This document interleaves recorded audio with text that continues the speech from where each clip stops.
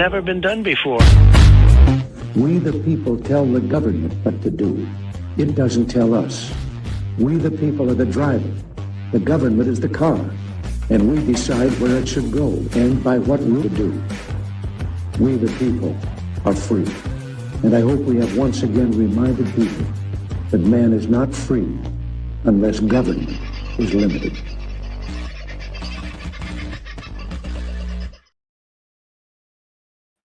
Well, g'day, beautiful people. How are you? A very fine Friday to you all. I hope you've done okay for the week. It hasn't taxed you too hard, and maybe you've got a couple of days off over the weekend. Maybe you've got one. Maybe you've got none.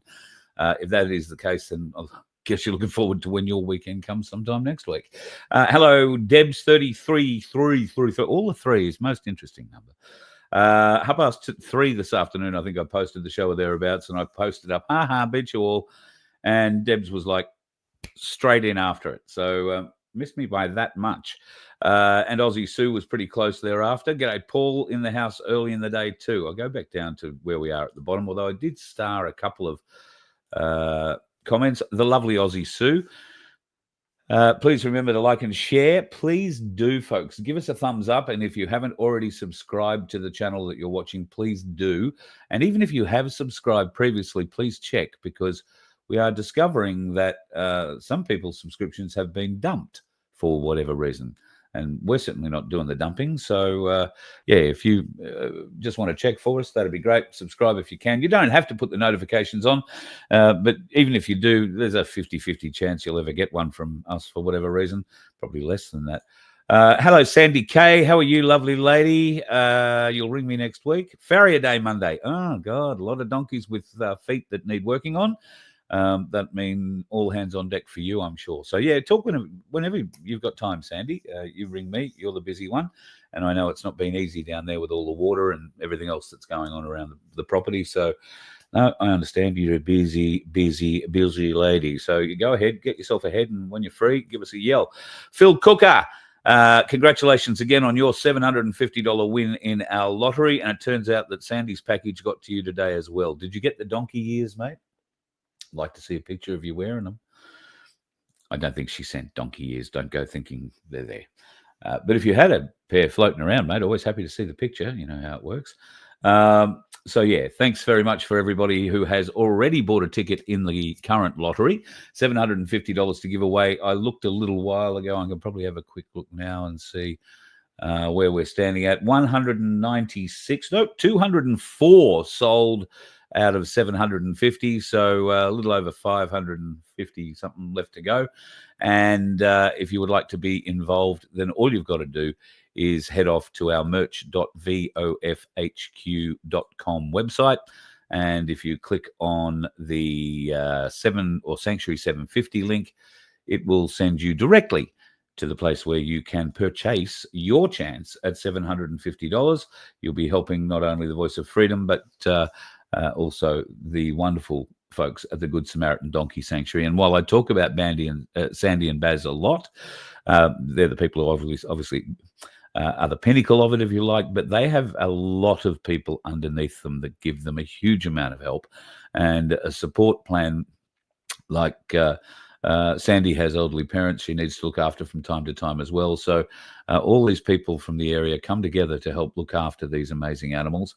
And we want to help support that team as much as we possibly can as well. And every ticket you buy goes to help in whichever way it happens to be. Sandy will choose which way the money is used, but it'll go to aid the Good Samaritan Donkey Sanctuary, along with paying a few of our bills and hopefully being able to pay Vince for looking after all of our IT for so long and paying for it out of his own pocket, which has been pretty nice of him. Yes, didn't I put that in the channel notes? That's very silly of me. I'll have to go and change that. Here's the link for those people who want to go and shoot off straight away. I should tell you, folks, that we have a very interesting show tonight. We are going to be discussing something that we've been told could never happen. Oh, it'll never happen. Just won't happen. And look, there are ways and means of it never happening, but it really does kind of sort of happen. Which is a bit disappointing. But before we get into that, I'd like you, if I can, to introduce you to a new member of the family. I have been lacking a bit of animal love recently, and I went into town today and happened to walk past an aquarium, and not that you can really see him, but that is Bluto. He is a Siamese fighting fish. He has beautiful colours, and I do have a photo here that I could show you, but it's not really a very spectacular photo. So what I might do is show you this instead. This will give you a little bit of a look at him floating around in what is one of the weirdest shapes of fish tanks I've ever seen. These beautiful blues and reds and all that kind of stuff. So we now have another Voice of Freedom mascot. We'll see how long this one survives. It's probably bad of me to joke about that, but it just seems to be the way things have been going, don't you think? Anyway, let's move on and bring in our special guest for tonight. Somehow or other, the bats have got out of the way. There must be all sorts of things, probably monkeys peddling the whatever it is to get power into the little shack on the side of a beach in the middle of nowhere, Bali, to bring Cass Smith with us to us this evening. How are you, Cass? How are you? And I'm sorry to interrupt your trip to Bali. That's okay, Carl. As you know, I have not been on many podcasts lately over the last year or so because I felt like I was just saying the same thing over and over and over again. The crash is coming, the crash is coming, the crash is coming. And people were starting to say, but Cass, you keep saying that and it doesn't happen. So it doesn't happen. No, it can't happen, Cass. It never happens. And yet, yesterday, the headlines came out, and I'm just going to read one here from news.com.au. Thousands of Aussies who've invested millions of their super into First Guardian Master Funder in limbo as the company, wait for this word, collapses.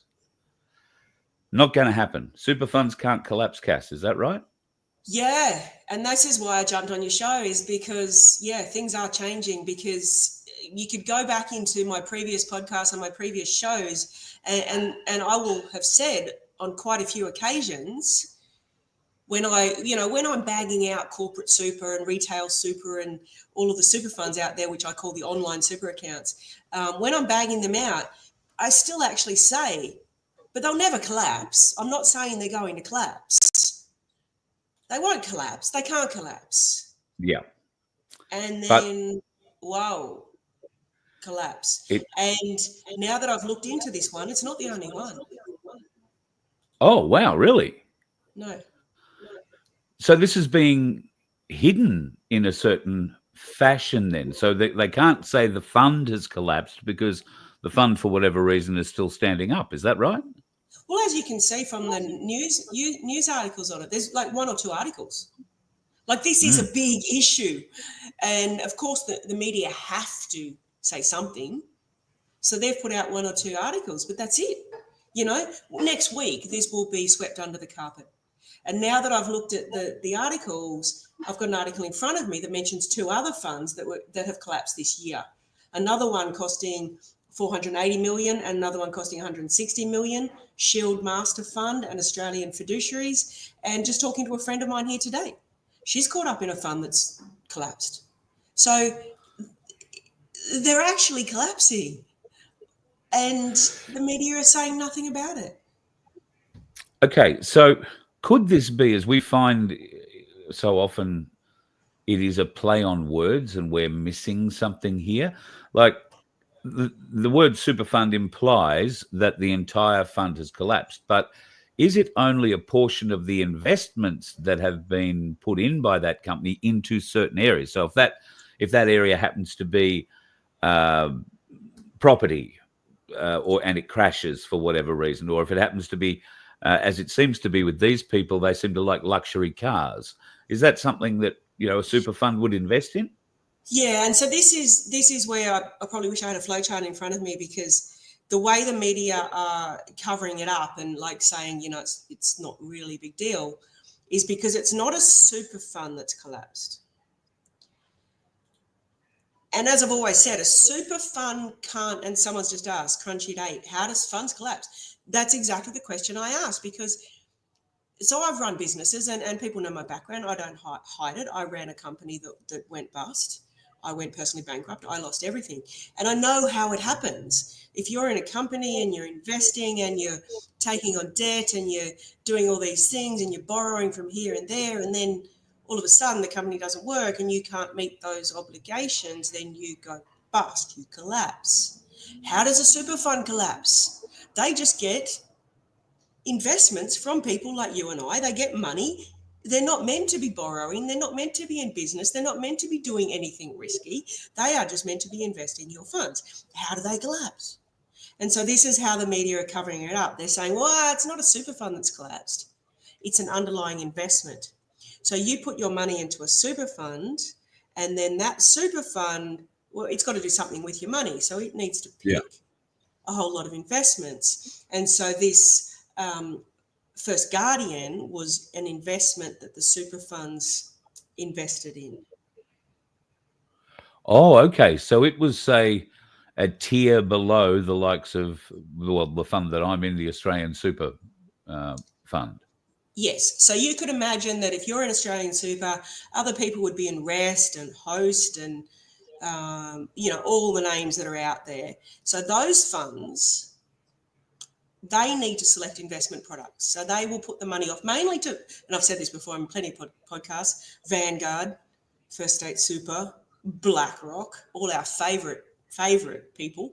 But they select, they can't put everything into those funds. They actually put almost all of their funds in there, but they do select a few others for what they call diversification.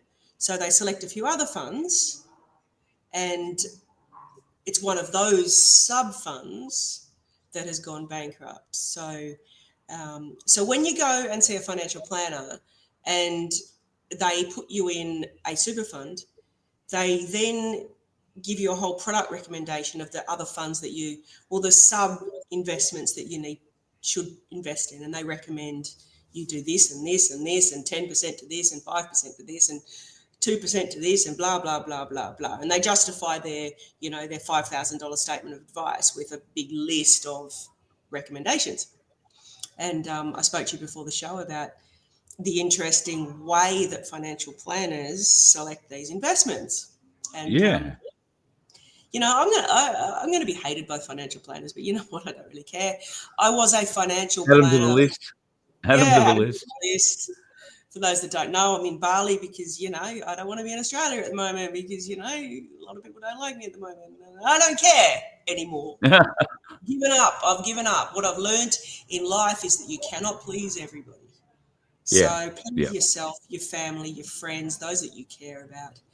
But anyway, where was I? So as a financial planner for 20 odd years, it always perplexed me. It's like, well, I never felt good enough. Like I had done 16 years in university and I did my this is a funny story. I did my financial planning diploma and it felt so easy that I went, no, that couldn't have been real. So I did it again through a different provider. Oh, wow. Yeah, that can't be real. Anyway, back in the day, getting a financial planning license was like, basically filling in a competition on the back of a Kellogg's cornflakes box. It was so easy. And then I'm like, well, I don't feel like qualified and educated to select investment products because who am I? I'm not Warren Buffett. I don't know the ins and outs of every company. But here I am, clients are paying me a fortune to select their investments. So how do I do that? And it really bothered me. And in the end, how financial planners select investments is we have people called business development managers, which is the salesperson for someone like First Guardian, rings my office and says, oh, Catherine, I'm coming to Canberra. I'd like to have lunch with you. And they take us out to lunch and they wine us and dine us and take us to the best restaurant and spend an absolute fortune on lunch. And becomes a long lunch and they get to know us. And then next thing we know, we're recommending that to our clients. Yeah. And I can tell you that is the truth. All of the investments that I recommended as a financial planner to my clients back in the day, I'm not a financial planner anymore. But when I was, it would have been on whoever came and wined me and dined me and convinced me that their product was the best. So in the case of this First Guardian, basically they have gone to financial planners and they have said, oh, blah, blah, blah, look at this fund and look at what we're doing and da-da-da and look how great we are. And so then financial planners have gone, okay, well, let's put them on our product list and let's recommend them. And looking at the article, so once again, if you're just investing money, how did they go bankrupt? Yeah, okay. So look at the article. According to the article, they bought a $550,000 Lamborghini. Yeah. Unbelievable. Yeah, a Lamborghini. They invested, just scrolling the article here, they invested significant amount of money in some of their related parties' property developments. Yeah. Like doing all the things that super funds are not allowed to do. Super funds are not allowed to do that. Yeah. Now, your money is it incumbent upon my super fund if they put my money into that particular group, is it incumbent upon them to make sure that group is doing the right thing, or do they get to wash their hands of it? It should be, shouldn't it? You'd think, yeah. So leading on from that then, and I haven't checked, but if this Australian Super did invest in this company and they used my money to do it, that's gone then. Gone. And there's no fiduciary duty on Australian Super to have, overseen this supposedly. No. And clearly there's no point in chasing the people who have done it, because they'll be, the Lamborghini will be sold and probably the house in Bondi. So ASIC and the liquidators are chasing it. But, I've been involved with liquidators for a long time, unfortunately through my own circumstances and through clients that have had problems. Liquidators, they will not leave anything for the investors. Yeah. They will sell up the Lamborghini, they'll get whatever assets they can, and they will spend it all in their fees examining this issue. That's what liquidators do. They're like hyenas that come after a carcass. They will chew it and chew it and chew it and chew it and take everything until there's nothing left. And then they will say to all those poor investors, I'm sorry, there's nothing left. Yeah, and smile like a laughing hyena. Yeah, but they will say, well, we did our best. We did our professional best, and sorry, there's nothing left. And that's what's happened here. So, yeah, as I said, that's why I came on your show, Carl. I'm in Bali. I'm meant to be on a holiday. But, everything I've been saying over the last 3 years about collapses coming, I could not miss this opportunity to get out there and say to people that, when you think your super is safe in Rest and Host and all of these wonderful firms, oh my God, I'm probably going to get a legal letter next week, but I don't care, I'm in Bali, saying that I can't say these things about super funds. But when your super funds are putting their money into things like this, do you really want that to happen? Well, I thought that part of the reason you put your money into a place, I'll say Australian Super because it's where mine has gone. And I did that with an expectation that they manage that with some modicum of responsibility. I understand, most of it's invested in the stock market, and the stock market dies, all your money's gone. And to be honest, I've never had enough in there for it to be worrying. Or to really be useful, if I'm honest. So I'm in a different position when I view super, but there are many of you watching now who, if you haven't done so already, need to be able to protect yourself from these things that never are going to happen, but apparently do seem to be kind of happening in the background. And Cass, I'm betting that the best way to do that is to take control of your own wealth with a self-managed super fund. Yeah, and when it comes to self-managed super funds, like people think I'm out here like pushing my own product, but I'm actually not. I retired, when COVID hit and everything happened. I just went, I'm out of here. I don't want to do this anymore. I don't want to be a financial planner. I don't want to be an accountant. I don't want to do any of this. It's all a load of crap. But I stood on stage and I just said to people, like, get your super out of the system because the system is going to crash. And everything you've got on those platforms, those what I call online, because basically all they are is you log on and you see your money online. You don't own it. You do own it technically, but you can't control it. You can't touch it. You can't feel it. You can't hold it. And when the whole system crashes, boom, it's gone, just like we've seen in this example. So self-managed super funds is something I have been doing for 30 plus years.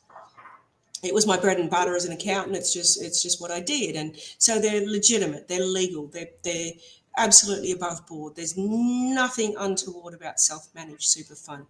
What it is people, someone, after the ad today, someone messaged me and said, well, is a self-managed super fund safer than a retail fund? And I'm like, yeah, self-managed means you manage it. So the risk is up to you. If you put it in something like gold and silver and put it under your bed, it's safe. Yep. So it's up to you. A self-managed super fund, it's not like we do self-managed super funds. We set them up for people. But once the money is rolled over into that, you control the money, you invest, you decide, you put the gold under your bed if you want to. And how safe is that? If the whole world collapses, your gold is still sitting under your bed. Yep. And if you happen to have silver and had it yesterday, it's gone up nearly $2 an ounce. It's in been 24 hours. So since I started, so people also say to me, oh, Cass, you've been saying the financial system's been crashing for like 3 years and it hasn't happened. But in that time, gold has gone up 150% and silver about 60%. So, you know, even though the system hasn't crashed yet, my clients are still really happy with what I've said. And I follow people like Jim Rickards and Robert Kiyosaki, so you can look them up and follow their podcasts. And Jim Rickards believes that gold is going to go to 15,000 US an ounce. So we still have a huge amount to go. And someone just commented on Warren Buffett. Yeah, he's pulled all his money out of the stock market. And I can tell you, he won't have it sitting in cash in bank. He has put it into gold and silver and probably Bitcoin. So it's all happening out there on the market. And I just say to everybody, a lot of people think, oh, my super, it's not till I'm 60 or 70 and I'll probably never see it. So who cares? No bullshit. Sorry, I'm not going to swear. Oh, it's only Carl Shard. I'm sure he doesn't matter. You're right. You know, it is your money. That is money that you have worked for, that your employer has put into your super for you. It is your money. Take it and put it in. If you're not 60, if you're over 60, you can just take it out and use it. But if you're under 60, take it and put it in self-managed super funds so that you can then put it into gold and silver or Bitcoin or crypto or whatever you want, as long as it's an asset allowed under superannuation laws. Don't leave it. So I guess I've been a little bit quieter lately and just like saying, you know, some of these funds are good. And if you want to be on the share market, you know, stay in these funds. But after these collapses, and this, I don't believe this will be the first one. This will be a string, I believe, of many. So I'm not going to be quiet anymore. And I can get in trouble. I mean, you know, I often wonder when there's a knock at the door, is that the feds? Well, we don't have feds over here, but what are they here? You know, they're going to lock me up because they probably will one day. But you know what? I don't care. Come and get me. Get your super out. Yeah. Get it out. Like, I think our firm, last time I checked, and this isn't brag worthy, but last time I checked, I think we have been responsible for moving about 100 million out of the system into gold and silver. And you know what? I'm proud of that. I've taken money out of Vanguard, BlackRock, First State, all the evil organizations that invest in pharmaceuticals and petroleum companies and everything that we stand opposed to. So we take the money out of those places and put it into your own gold and silver or whatever it is, crypto, whatever it is, and you look after it yourself. Yeah. So, Sunflower's got an interesting point here. She went to open an account at the bank. They wanted her to fill out a bunch of forms. Told them, nope, not interested. The bank and the government don't need to know everything. Well, absolutely. But what do you do about if you have to have a bank account? so that is one. one thing with self-managed super funds is it does have to have a bank account. It does have to be compliant. And some people accuse us at Freedom Financial Solutions, Freedom FFS, Freedom for Fred's sake, that we are still corporatized, we are still in the system. And yes, we are. Because the only way to get your super out of the system is to put it into the system in self-managed super fund. But so we have to play in the system, and we have to have a bank account and a tax file number and a director's ID and all the things to stay in the system. But we're sort of a bridge between that world and this world, because once you've got it into self-managed, you can then put it into gold and silver and have that in your own possession. And that's where you get the money out of the online systems and into your own hands.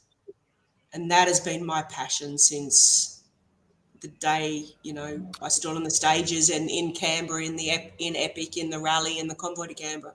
And I stood on the stages and I just said, just get your money out of the system. Yeah.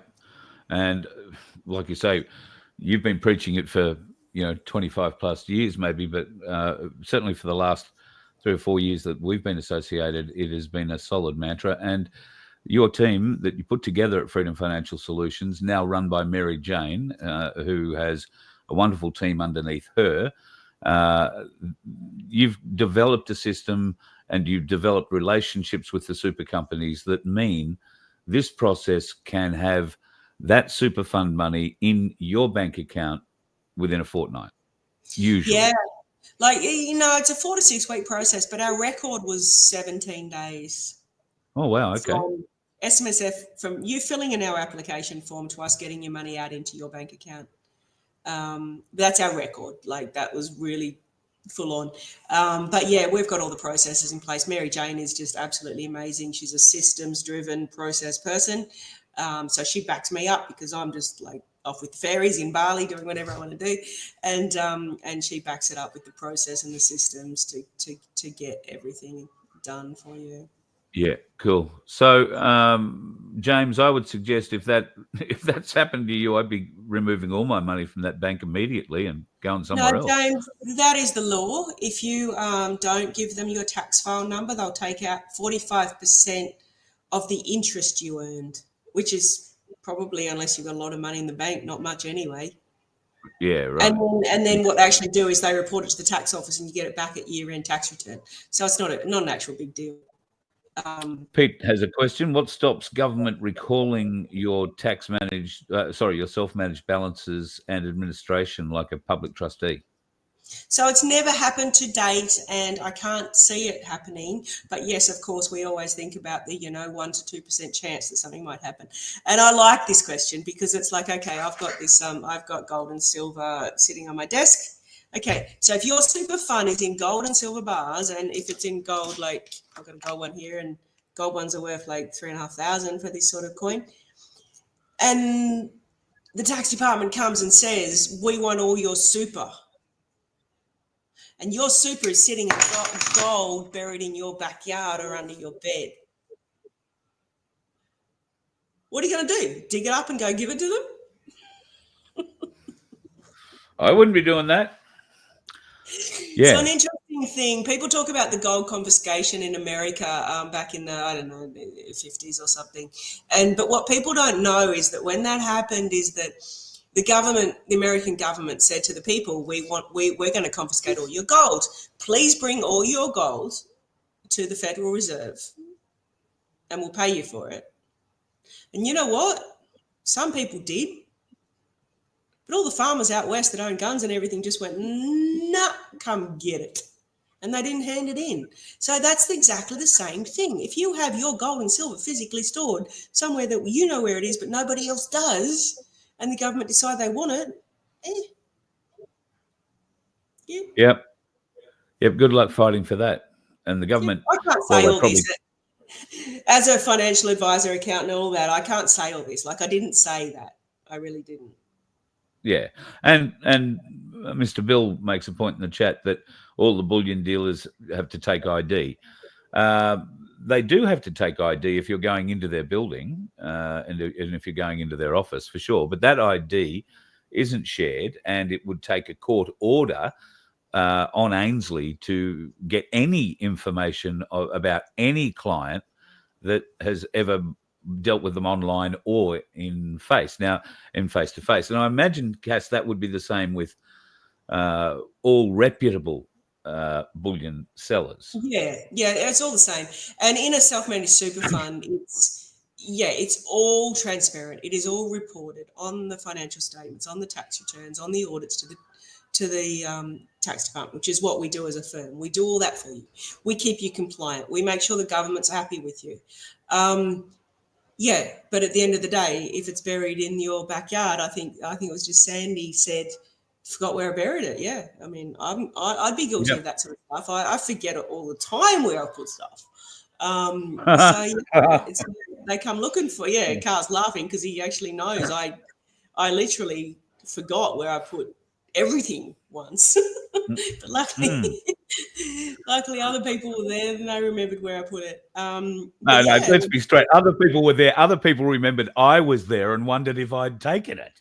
I'm like, nah, Carl wouldn't have taken it. But yeah, literally, I actually forgot where I put my entire superannuation fund.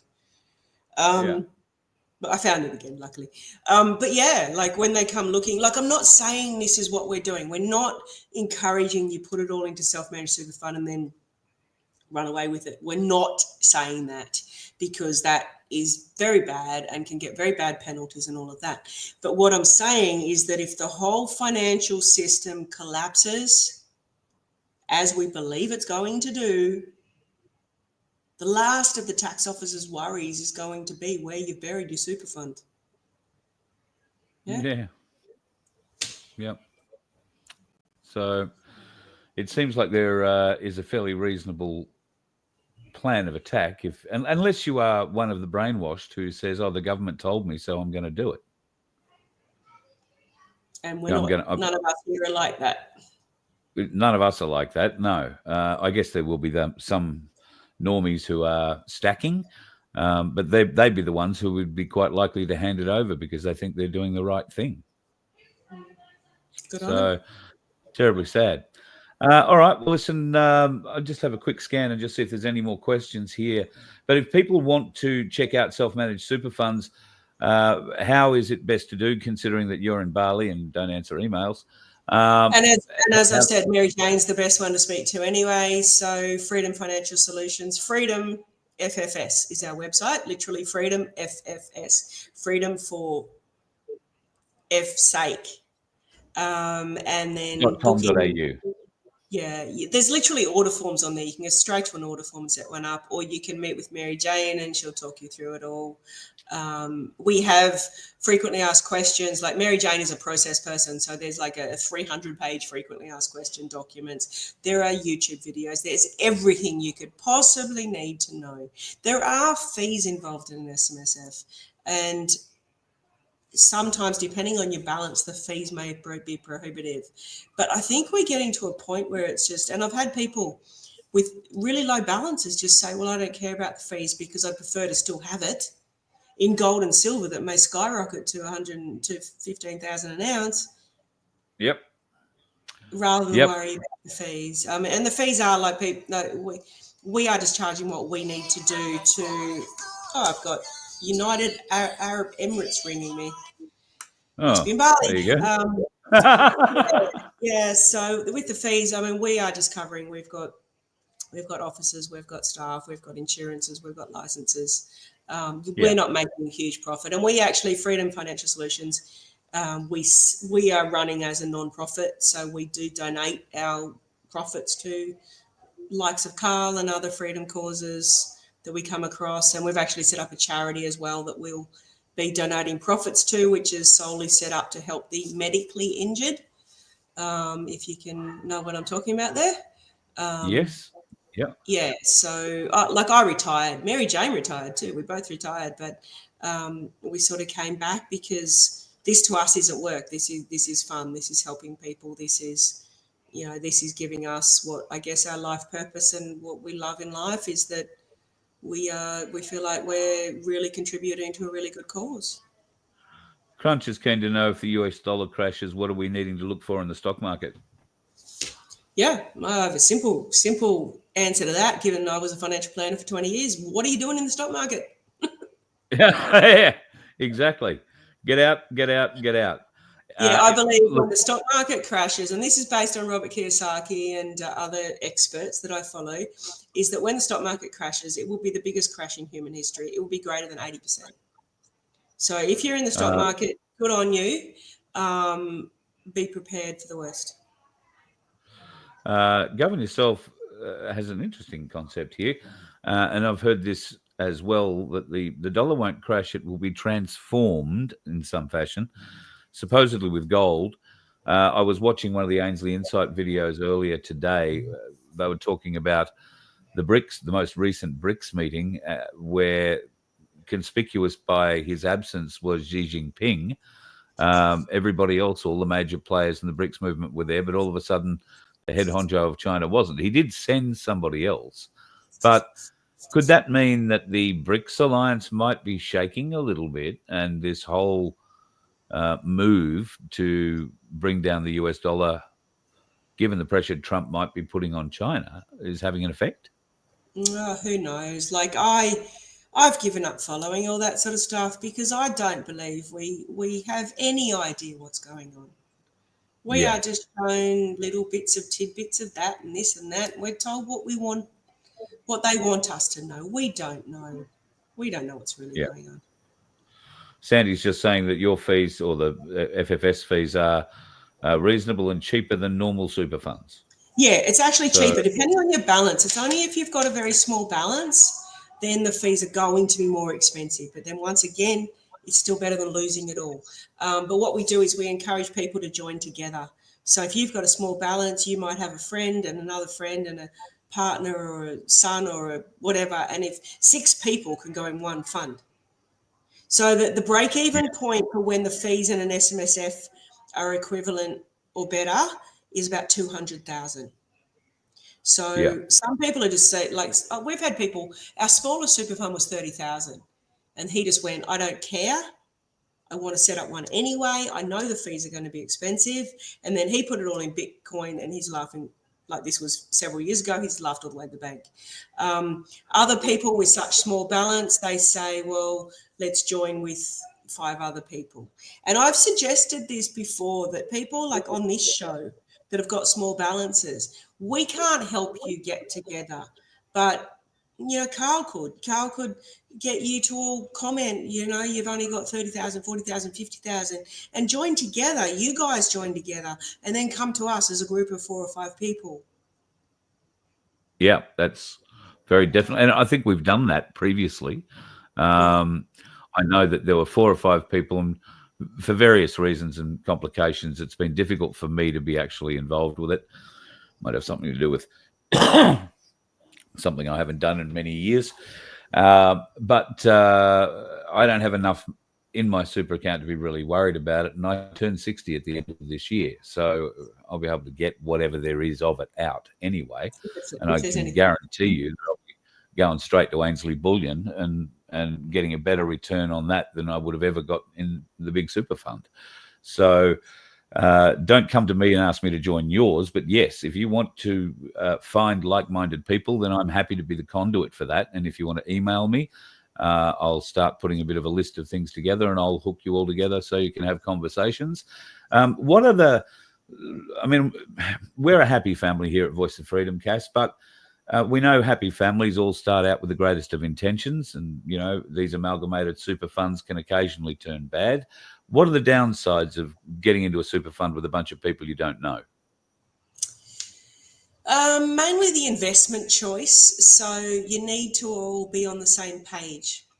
You can't hop in with 5 other people and then this person says they want XRP and this person wants Bitcoin and this person wants gold and this person wants silver. You actually all choose the investments together. You can get together and let's do 20% here and 20% here, but you've got to choose it together. And that's probably one of the biggest downfalls if people aren't on the same page. But a lot of our clients are just like straight into gold and silver. So if you're all on the same page with let's just put it straight in gold and silver, then there's no arguments. And so, say Michelle Bradley Smith and Travis Boyd and myself band together with Sunflower and Pete from Pinaroo, and we all decide that we're going to invest in precious metals. Because Pete from Pinaroo has a few more car bodies that he's sold, he's got a few more shekels in his bank than I have in mine. He wants to buy more gold than silver. I, on the other hand, only have a smaller amount of money. I would be able to get a higher percentage of silver, and given the cost benefit ratio that we're hoping for, that could be more beneficial in the long run, in my thought. Does it matter how it's broken up? Can I split my funds into what I want? No, you've got to decide together. So all your money goes into one pool, and then you all go, well, let's do 60% gold, 40% silver. You can't have Okay, so when we decide that we've got 60-40 gold, silver, where do we store it? Does it all have to be stored together? Do you get your bit, or does Pete get his bit? Do I get my bit? Does Michelle get her bit? Well, yeah, that's also where it gets complicated. You could do that. You could get your own bits, or, I really trust Ainsley Bullion. So in that sort of situation, I think it would probably be better to have it as a allocated pool in Ainsley Bullion, so that just for the trust factor, so that it's all there, it's all in one location, in one vault, and you all know it's all accounted for. You're not worrying that somebody's running off with their metals, etc. Sunflower asked, what is a small balance? You keep talking about small balances. Yeah, so look, as I said, the break-even point where an SMSF becomes financially viable is about 200,000. Right. So anything under that is considered a small balance. Yeah, but we've definitely done it for a lot of people with 150, 180, 130. If it gets under 100,000, then we're like, try and find someone else, partner, friend, family, because then your balance is 100,000, their balance is 80,000. Now it's a viable super fund. So yeah. So you don't have to have 6 people. You might be able to have 2 or 3. 2 or 3. And there is no minimum. As I said, the lowest one we've done was about 30,000. Like, he wanted it. We just get you to sign a whole lot of disclosures to say, we've warned you about the fees. But that guy has now got a balance of quite a few 100,000. So he was a small balance fund of 30,000 for a short period of time before he ended up quite a good balance. Pete wants to know about the COVID super grab, if it occurred, your opinion or an observation on it. Not exactly sure what you mean, Pete, because in COVID they allowed people to get super out. So they allowed, it was 10,000 a year per person, and I know my sons did it 2 years in a row, so 10,000 one year, 10,000 another year. They took out 20,000, which decimated their super. Like, they're only in their 20s, they didn't really care. They just want the money out. One bought a car, one, I don't know, paid off his court case. Paid his legal fees. But yeah, no, that was the only thing that happened in COVID with super, is that they actually let people get it out. And I guess that was a good thing at the time, but it did affect a lot of people's balances. Yeah, absolutely. I'm just seeing if there's any more questions here for you. Just one. Somebody, CP, has just said trust no one, and I think that is a really great motto, is trust no one. And so the important thing to point about that is, with Freedom Financial Solutions and setting up an SMSF, you are trusting no one. You're not trusting us. We're just setting up the paperwork for you. The money goes over into your hands. You decide what to do with it. You're not trusting us. We could shut up shop next week. It doesn't matter. You've still got your super. You've got your money. You're not trusting us. We're just doing some administration paperwork for you. Yeah. You don't handle, well, no. In most cases, you don't handle the bullion, although I know you have been known to go and get it for clients and then bring it to them. But yeah, I've helped out a bit like that. But we don't handle the money. The money is in your hands. We just do paperwork. Yeah. And you do it very, very well, very quickly. And like I say, you guys have been able to develop that relationship too, and hold their feet to the coals on more than one occasion. The big super funds who you guys have been doing this for 2-3 years now, and you've been holding their feet to the coals when they resist giving up the money or go slow on it at any rate. So I think I don't know how many times in various different parts of the country that I've been to, people have come up and said they've had this experience with you and they're so happy that it's been that way. Sandy and Baz from the Good Samaritan Donkey Sanctuary, they've done their SMSF through you guys and they couldn't be happier, judging by the praise she's singing for you in the chat at the moment. And there are many others, thousands of others that we've been able to help, and quite a few of you. We've even been in the Australian newspaper as challenging a super fund who wouldn't release their clients' money, and we took them to task and we won. I've also been, like, a little bit about my background is I was in the tax department at a very high level for 10 years, 11 actually, and so I know the inside. And when they first, this is a good story for those that haven't heard it. When we first started doing this, one of my clients, she had a good super balance, but she'd been unemployed for a period of time because she refused to take a particular poison. And so she was unemployed, and we tried to set up a super fund, and the tax office tried to block her. And they said no, that they had deemed her incompetent to be a super fund trustee because she was unemployed. She didn't have a job. Like, who is she to run her own super? Oh, I went to task on them. I sent them a 10-page objection listing everything under the sun. How dare you? Where in the law and where in the legislation gives you the right to determine that my client is not competent? And the only reason you're saying she's not competent is that she doesn't have a job because you sacked her because she chose her own medical procedures. Yeah, wow. Anyway, they very quickly backed down. They had an interview with her and they really grilled her. But anyway, they backed down. They let her set up a super fund, and then they didn't challenge us ever again. So we must have got a tick in the back end of the system to go, no, don't fuck with them. They know what they're doing. They've got, the tax office have got no right to stop you doing this. Yeah. And while they may speak a lot of words that will discourage or try to discourage you, that's only because they're protecting the wealth for themselves. All those fees that get paid go straight to somebody's bottom line, and they're all enjoying a share of it. Yeah, all right. Sorry, just one other thing. Carl and I have done a show in the past about the ATO and their ABN. Yes. Where they're actually owned by American corporations, and that still hasn't changed. That's still on the ABN register. So the ATO, they have changed their address from above a store in East Bentley in Melbourne, though. Their registered address. That one's moved. Yeah, that was pretty funny. All right, well, look, I don't know what time. What are you, 2 hours behind us in Bali, so the sun might still be up. You might have time to put the bikini on and go and do some yoga beside the pool. Maybe.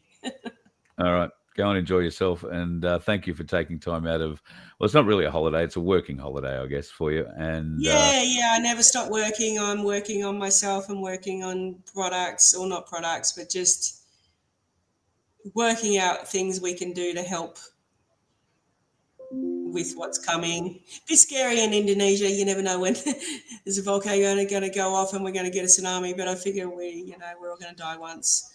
I'd like to be back in Australia, but there's reasons prohibiting that at the moment. So, but yeah, I'm still here. I'm still working on everything I can to help.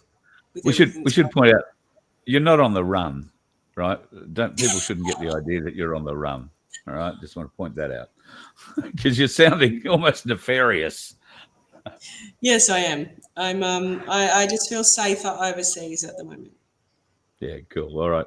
Well, go and enjoy yourself. I'm sure there'll be a Thai salad and a monkey ready to pinch your sunglasses at any opportunity. Yeah. See ya.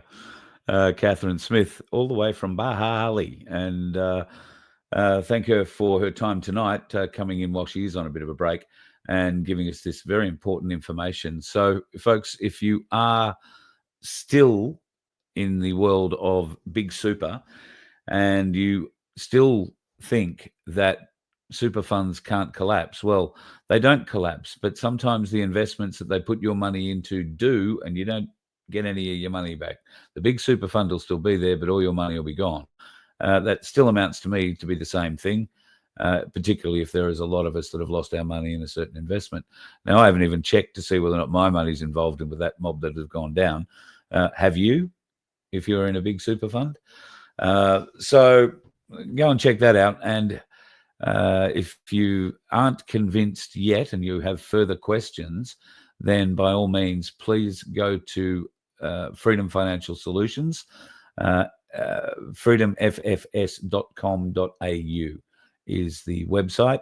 There is a whole list of forms there. You fill those in, Mary Jane and her team, and there is quite a little team there to work on it for you. We'll send you back a package which will have pretty much all your questions answered and all the paperwork. All you need to do is sign it and get it back to them, and the process will be started. It is that simple, and I can't tell you how many people that I've been lucky enough to deal with over the last couple of years, 3 years or so, who have been through this experience. They just can't heap enough praise on, well, Cass and her team at that time, but now it's now Mary Jane and the bunch of girls who are working in the office out of Canberra at the moment. Ivan, he does apparently buy silver. Well done. Yes, if you are going to go and buy anything, I would buy silver because, well, just having a quick glance, 57.03. So it hasn't quite gone up $2 since last night, but it's gone up $1.25 thereabouts. Gold, on the other hand, hasn't really moved. It's still at $5,075.70. There has been a bit of movement on platinum, and platinum is very interesting. It's now nearly up to $2,100.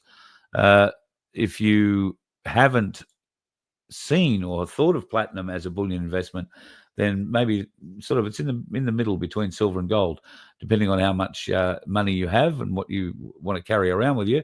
Silver is great. If you've got a lot of money and you buy a lot of silver, that's tremendous, but you've got to be able to store it, and it's heavy, really heavy if you're buying a lot of it. So not even a lot of it. I mean, you don't have to have a very large bag to have the handles rip out of it as you're walking down the street. Might only have 8, if you're lucky enough, 8 or 6 to 8 kilos in it, but it is heavy, very heavy. And if you've got 80 kilos of it, it's a lot harder to move around. The same value in gold is much easier. You can put it in your pocket and walk around with it, but you've got to be able to afford the gold to start off with. And like I say, just over $5,000 for an ounce at the moment, which is the cheapest I've seen it in a little while. It hasn't dipped below 5,000 yet, and it seems to be sticking around the $5,070 mark in that range. I'm going to go and have a bit of a look through a lot of the Ainsley Insights bulletins that have been put out this week, including the one on Bitcoin, which has been very interesting. Matt, who you might know from our collectibles series, is very involved in the crypto side of things. And if you want some advice at Ainsley Bullion, you can call Matt in the Brisbane office, and he'll be very happy to talk to you about what's going on. He is overjoyed at what's going on with Bitcoin at the moment, apparently up to about 115% or 117%. It's on the increase, which is great. There is also big news about Ripple. Ripple is becoming a bank. They're applying for all the licenses and all the regulatory requirements, and it is expected that they will get it all. What does that really mean? Well, according to Chris Tipper on a very good Ainsley Insights broadcast that is available on their website today, go and have a bit of a look at what he says this means. And it's all good news for people who are into the crypto scene. Apparently, the big issue really has been able to transfer your real wealth into a stable coin or some kind of token that you trust, and you're not going to get ripped off from. Apparently, this Ripple bank system will allow a great or a significant jump ahead in that sort of technology and that sort of usability, and it will enable them to make that usability like any one of the big banks that we have here in Australia. So it'll be interesting to see how that plays out. Keep an eye on it. I had hoped Vince was going to join us tonight, and he might have been able to explain that a little bit better. But unfortunately, Vincenzo was otherwise engaged. I get the funny feeling he might be snoring a bit. I'm going to shoot off, but just before I do, I want to let you know about this show, which will happen this time next Friday. Now, Grant Abbott is going to blow you away with some of the stories that he will tell you about protecting your bloodline and what that really means to your personal wealth. Now, this is all about how wills work, essentially. And you might think, oh, look, I've got a will and I'm protected and I've written it all out and my solicitor did this and that and the other thing. And all well and good. You might have a perfectly well-written will. However, wills are challenged in courts every day, and they are challenged by some of the weirdest people you would think would have no claim to any part of your estate. Well, turns out after you shuffle off this mortal coil, there are leeches and worms and sick people that come out of nowhere and try and gain as much of your wealth as they possibly can. And in some cases, and in a great many cases, they succeed. And what that does is that takes your wealth, the wealth you've grown for your entire life, and you've wanted to leave to specific people in your life, be that your significant other, your kids, or, your favorite pet. And that wealth is stolen from them by an external source. If you want to learn how to protect that wealth and make sure that it goes to your intended recipients, then next Friday night is a show you don't want to miss with Grant Abbott on The Voice of Freedom. I hope you have a wonderful weekend, folks. Don't go out and do anything loud and outrageous. There's a chance I'm going to be on the Sunshine Coast early next week. There are a lot of things happening in my part of the world, and we'll just see playing out. I've got a mate who's having an anniversary for his 60th year in radio. That's pretty good considering I haven't quite had 60 years on the planet yet, but he's celebrating his 60th year in radio. So if anybody happens to know Bob Harding, that's who is celebrating. And I can't wait to wish him all the best. He was one of my old radio station managers and probably one of the better ones, if truth be told. We've always managed to stay friends. And it's always nice to have the odd friend or two. Like so many of you sitting here in the chat tonight, we are a wonderful family. And I am meeting up with a few of you on Sunday. Now, Kathy's going to hate me because I'm dropping it on her right now, and I haven't rung to tell her. Kathy, don't know if you'd like to, but come and have lunch with us at the Canungra Hotel on Sunday. There will be, it's not a big crowd. In fact, I know of 2 people that are coming and me. So if you'd like to come and you feel the urge to come, we're going to be at the Canungra pub from about 11 o'clock on Sunday morning. And I have an engagement or another thing I have to get off to on Sunday afternoon.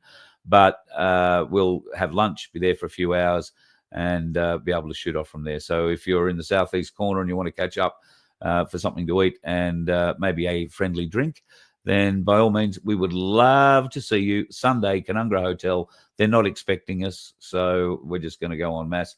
Whether it be 1 table or 20, we'll see what it works out at. But come for 11. I don't think the lunch or the bar opens till, I beg your pardon, the kitchen doesn't open till 12, but we plan on being first in line. So if you want to come to feed, be there before 12. That would be the safest bet. And while you're getting there, remember, if you're coming up the road out of the Gold Coast, it's very twisty, very turny, and on the weekends, it's full of dickheads. You let one ant stand up to us, then they all might stand up. Those puny little ants outnumber us 100 to 1. And if they ever figure that out, there goes our way of life. It's not about food. It's about keeping those ants in line. That's why we're going back. Does anybody else want to stay? Let's ride!